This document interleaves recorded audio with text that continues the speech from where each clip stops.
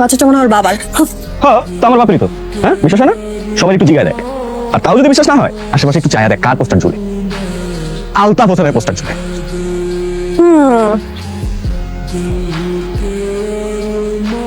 এই কি রে? আরো পাঁচটি পোস্টার কেন এখনো ঝুলে?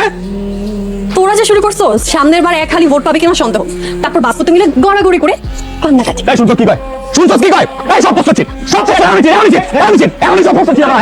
কি রে, তোরা টাকা সিস্টেম পোস্টার না থাকে কোনোটাই থাকবে না।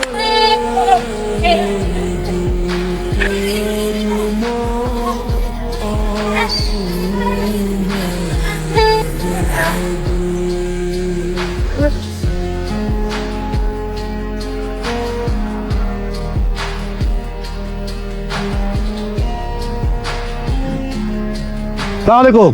ওয়ালাইকুম আসসালাম। কি ব্যাপার? সব তো খালি, এখনো তো কেউ আসে নাই। জি বসেন, আপনি বসেন। আরে সময় জ্ঞান, টাইম লিমিট এইসব বলতে একটা কথা আছে না? তাড়াতাড়ি করে বলে লাভ কি? জি জি, আপনি বসেন, চলে আসবেন প্লিজ। আর পয়সা কি হবে? আসল দেখি কতক্ষণে আসে। চেয়ারম্যান কি আজাইরে সময় আছে তার মতন? হ্যাঁ, তাদের ফোন আসতে বলেন।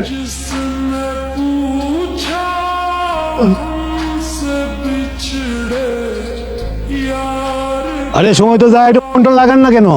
কতক্ষণে আসবে? ওই তো চলে আসছে।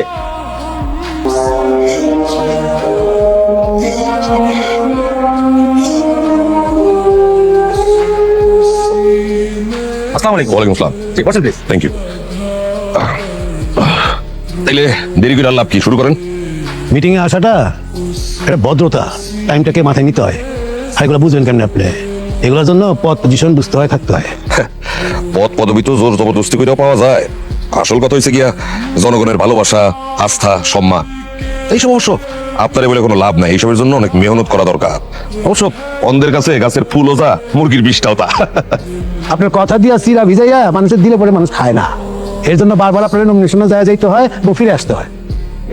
জনগণ কি খায় না খায় সামনের ইলেকশনে টের পাইবেন। হ্যাঁ, আপনি যে নমিনেশন পাইতেছেন না, এটা শিওর? আরে থামেন থামেন, এইবার নমিনেশন পাবো কি পাবো না এটা তো পার্টি অফিস থেকে জানাইবো আমারে না। আপনি তো জানানোর কেউ না। পার্টির গোপন খবর আপনি একলা জানেন কেমনে? প্লিজ প্লিজ, আপনারা থামুন। আপনারা দুজনই হচ্ছে এই জন্য অত্যন্ত সম্মানিত ব্যক্তি। আপনারা এখানে ঝগড়া করবেন না প্লিজ। আরে ঝগড়া কি আমি করি? যারা জ্ঞান বুদ্ধি নাই তারা করে ঝগড়া। আরে শুরু করেন তো শুরু করেন, ফাউ পেঁচালের টাইম নাই। হ্যাঁ, শোন, আজকের এই প্রীতি ম্যাচ আমি রাখছি, এখানে আমার খেলাটাই হইব। তুই যাই থেকে যা। অসম্ভব, 2 নম্বরের কাছে নিদ্রা করে না। 23 তারিখ আমি এই খেলা রাখছি গত মাসে।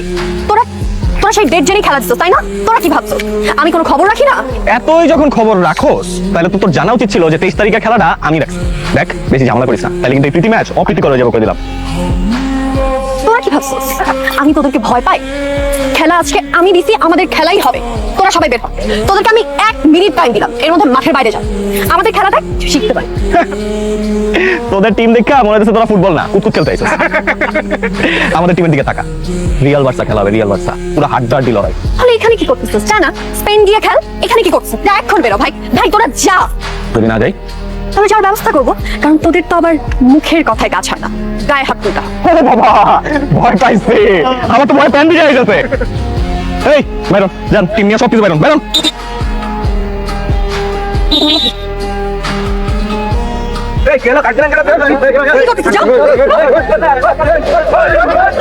দেখো, এই যে তোমরা দুইজন তো একই দলের নেতা। জি। সামনের ইলেকশনের নমিনেশন কে পাবে এইটা দলের হাইকমান্ডের বিষয়। তবে আমি অন্য একটা কথা বলতে চাই, সেটা হলো আত্মীয়তা হলো বিবাদ মেটানোর সবচেয়ে ভালো উপায়।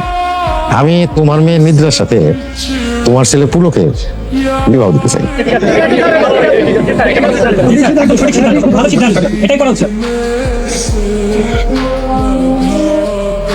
দেখ, এত দূর থেকে কথা বলে তুই কিছু শুনবি না, আর আমি এত জোরে কথা বলতে পারবো না। কেন? তুই না রাজপথের বলিষ্ঠ কণ্ঠস্বর? ঠিক আছে, রাজপথের, এটা তো জনপথ। দেখ, শোন, আমরা তো একই রাজনীতি করি, সামনাসামনি কথা বলতে অসুবিধা কোথায়?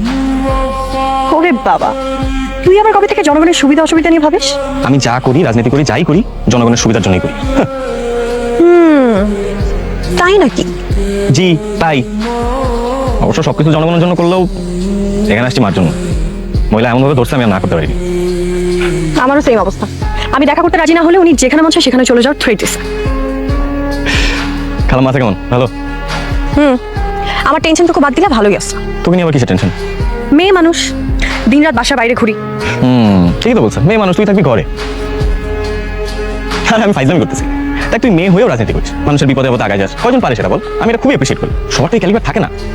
সিরিয়াসলি তুই আমার প্রশংসা করতেছস? আমি প্রশংসাও করতেছি না, নিন্দাও করতেছি না, যা সত্য তাই বলতেছি। হ্যাঁ, খুবই অনুপ্রাণিত। সে এত ঢং করতে পারিস সেটা তো আমি জানতাম না। তুই যা তো কথা বলতে পারো সেটাই তো জানতাম না। ওয়ালাইকুম ভাই, ওয়ালাইকুম কেমন আসসালাম। আছেন? আচ্ছা, আলহামদুলিল্লাহ। মুরগি কিনতেছেন নাকি?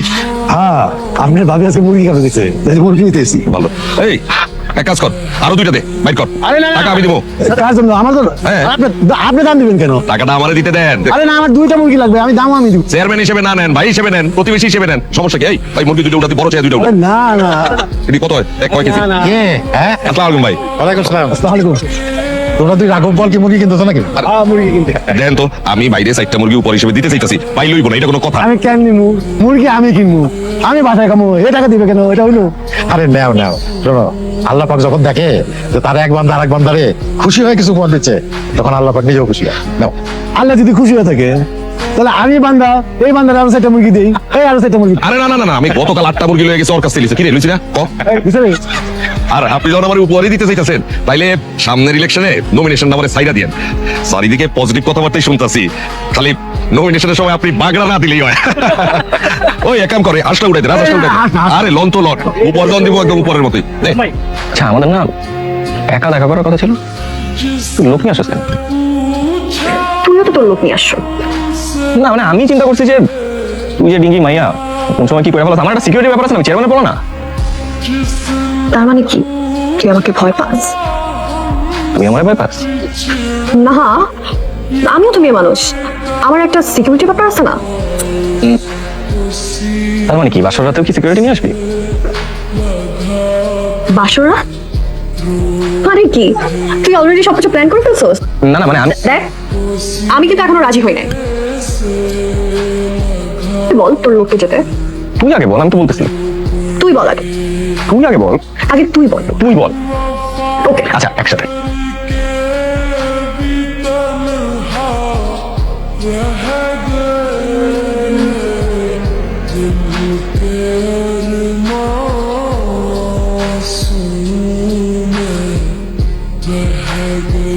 হ্যাঁ তো কি জানি বলতেছিলি? বাসর রাত, বিয়ে টিয়ে কি? না মানে তুই বুঝতে পেরেছিস না মানে আমি কি বলার চেষ্টা করছি?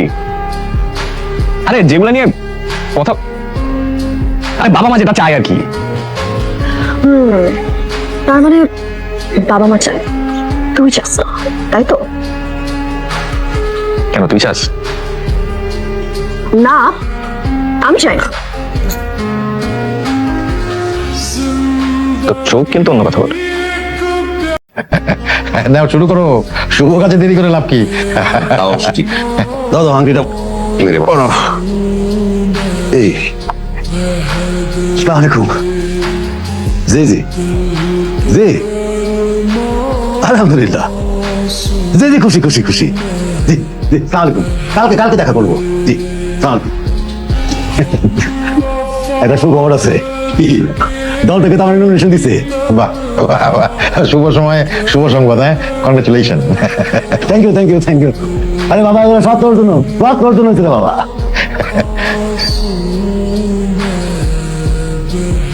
এই বিয়ে হবে না। আরে তুমি কি বলতেছো? মাথা ঠিক আছে তো তোমার? ভাই, এইটা নিয়ে আপনি অতিরিক্ত ধরেন না প্লিজ। আরে দল থেকে আমার নমিনেশন দিছে, আমি তো এখানে জোর করে চাই নাই। আপনি কোনো কথা বলবেন না, আপনার মতো বেঈমান মানুষ আমি জীবনে দেখিনি। বেমানি মানে? আমি কি বেমানি করলাম আপনার সাথে? এই আলতা মোতালেব, কি শুরু করলো তোমরা? একটু শান্ত হতো, শান্ত হও। বড় ভাই, আপনি আমার কথাটা একবার শুনেন। আপনি কি মনে করছেন আমি কিছুই জানি না?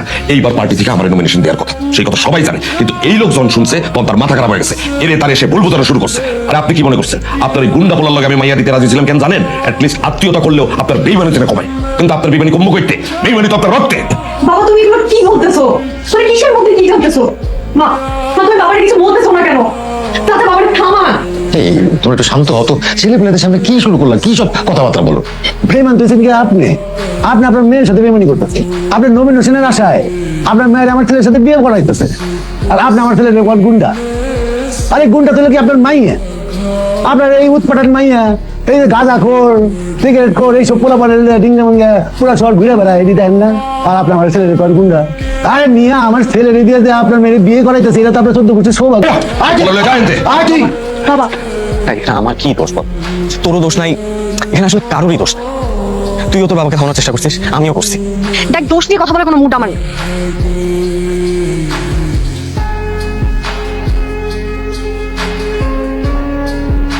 চল বিয়ে করবি।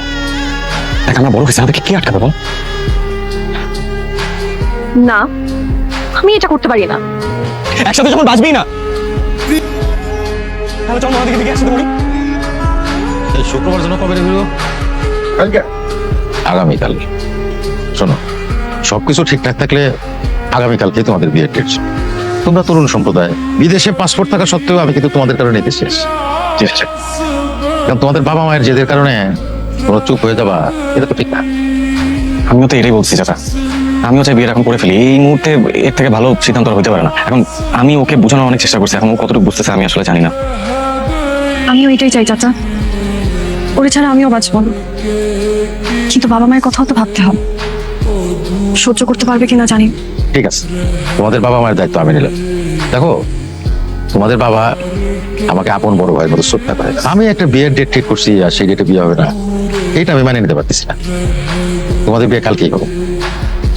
বিয়ের পরে তোমরা কিছুদিন একটু গা ঢাকা দিয়ে থাকবা, বাই দিস টাইম আমি ম্যানেজ করে দেবো। আপনি পারবেন তো চাচা? চাচা সবকিছু হবে তো ঠিকঠাক? চাচা আপনি তো আমার বাবাকে চিনেন, আপনি তো জানেন উনি কতটা রাগী। হ্যাঁ, বললাম তো আমি ম্যানেজ করে দেবো। তবে একটা কথা শোনো, আমরা যে প্ল্যান করছি এইটা ওই ভিরু ছাড়া আর আমরা ছাড়া এটা যেন কেউ না জানে। ঠিক কেউ জানে না চাচা। না, কেউ জানলাম না। কেউ যদি জানে তাহলে আমাদের প্ল্যান ভেস্তে দেবে। যত বিশ্বস্তই হোক কাউকে বলবো না, ঠিক আছে? যাও, আল্লাহ হাফেজ। কে হত্যার হুমকি দিয়েছিল, তাই হত্যা মামলায় সন্দেহজনক আসামি হিসাবে আপনাদের দুজনকে গ্রেপ্তার করা হয়।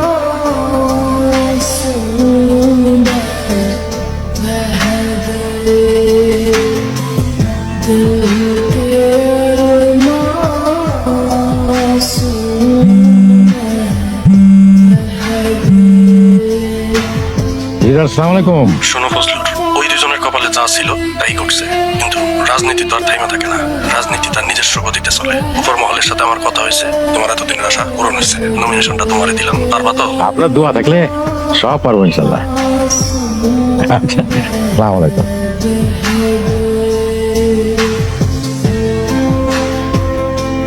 কিরে বিরু, স্যার পারবো তো? স্যার, যেটা শয়তানে পারবো না আপনি এটাও পারবেন।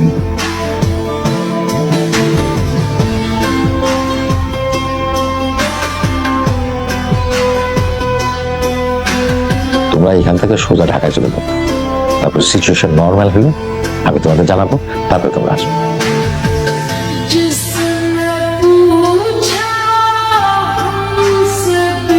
চাচা ভিরু কোথায়? ও ভিরু রে, ওই ঢাকার বাসের টিকিট কাটতে পাঠিয়েছি। তোমার আব্বা তোমাদের পাগলের মতো করছে, তাইলে একটা রক্তার খুশি হয়ে যাবে।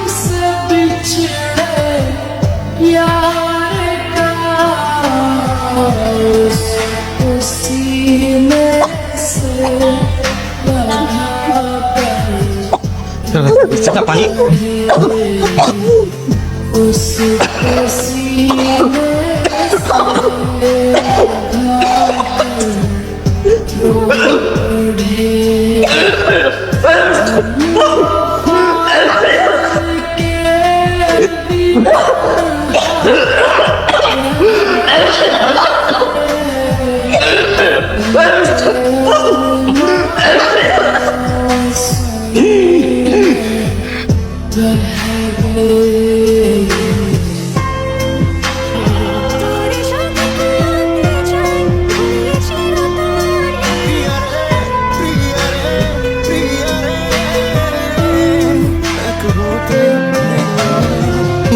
এই দুটাকে নিয়ে মরা দিকে ফেলবে। ওই মজনুরে যতটা সাবধানে ফেলছিস তার চেয়ে 1000 গুণ বেশি সাবধানে এই দুটাকে ফেলবি। এটা কিন্তু ঘোড়ার চাল।